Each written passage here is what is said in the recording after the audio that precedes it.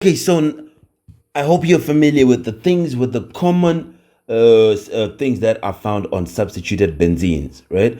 Common substituted benzenes, you can talk about methyl benzene, where you have a CH3 like this one only attached to your benzene, right? Or you can talk about some like ethanol benzene, where you have something with a double bond like that attached to your benzene, and then you can have a phenol, where you have a benzene and an OH, right? This one is not there. Or you can even have a methoxybenzene, where you have a benzene with your O, then the CH3. We call that methoxybenzene.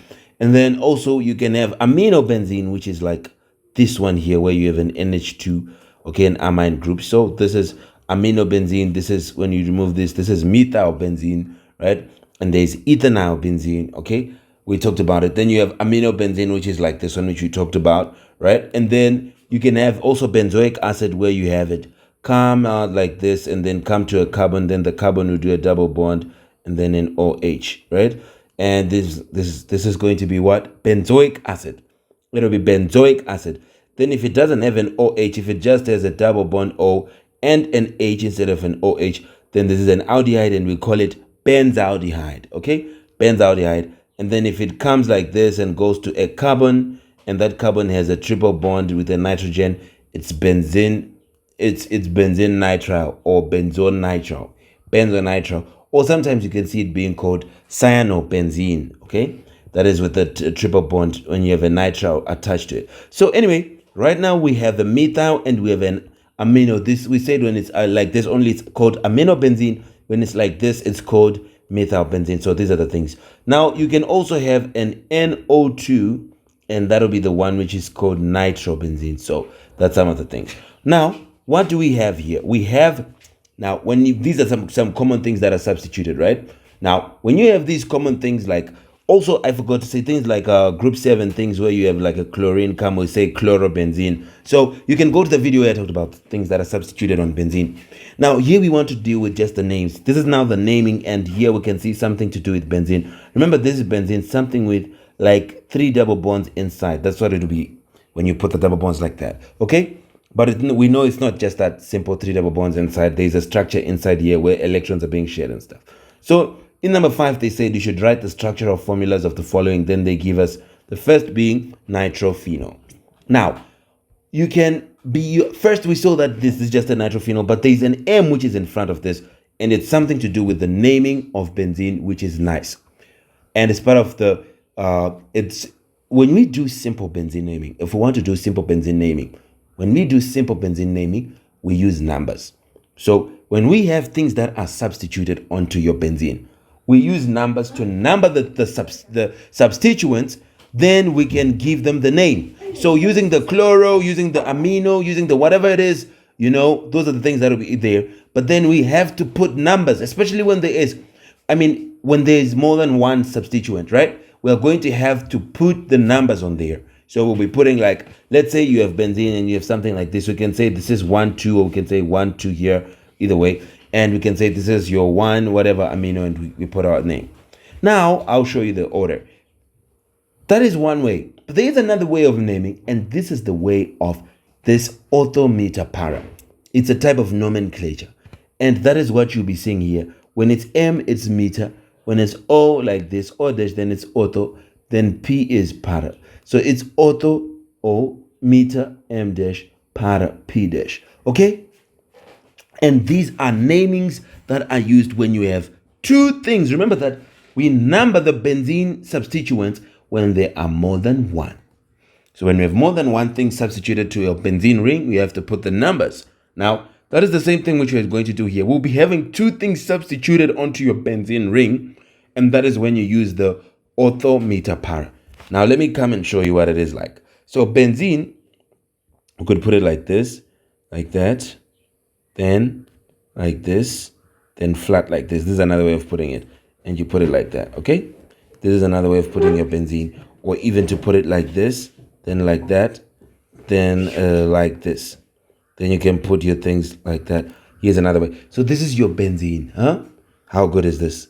This is your benzene. Now, let's just look at the first diagram which I've put.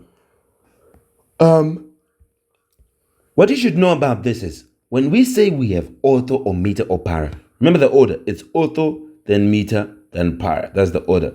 Ortho, meta, para. What we'll be looking at, the numbering. Remember, we'll be having two things substituted to your benzene. So one goes, and this would call our position number one. Will be on some position which we'll call our position number one, right? Like an OH for phenol. Then, if I go and put something, the second one, so position number one is where my first substituent is. If I go and put my substituent on position number two, either on the left or on the right, I can go clockwise or anti-clockwise, as long as I go on position number two and put something. So either here or there. If I go and put something there, then it is going to be the ortho. So ortho, it is when you put 1, 2. So ortho or dash is when you have one on position 1, the other one on position 2. Okay? In other words, these two things will be next to each other. These two substituted things will be next to each other. Okay? Wherever this one is, it's the position 1.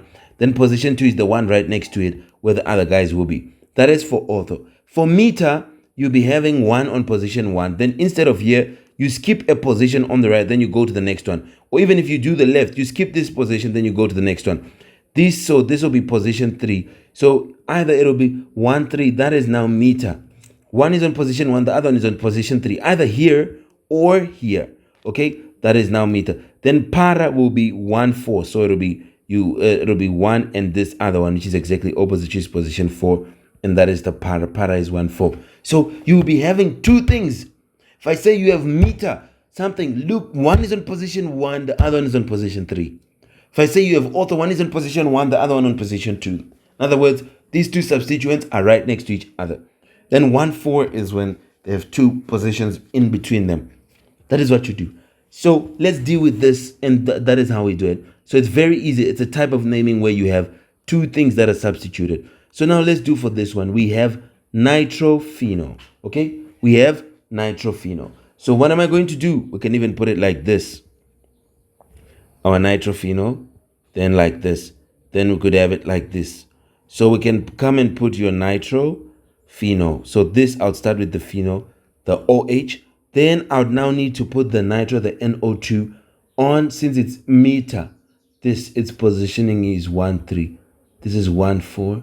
And here, okay, it's like, and on ortho, it is a 1, 2. This is something side, and we want to use it to answer there. So meta is 1, 3. So if one is here, then the other one should be here. And you could have your NO2 for nitro. And this is what it is. But remember, they don't want the bond line. They want the structure. So in other words, we're going to have to put it like C. Then you put the things. And you see, it's not even that hard, though. It's not even that hard. And here you have your C like this. You come down to it. Then you put double bond, double bond, double bond. So this is going to be it. And we have our ortho. Here we have it. So this we can put as here.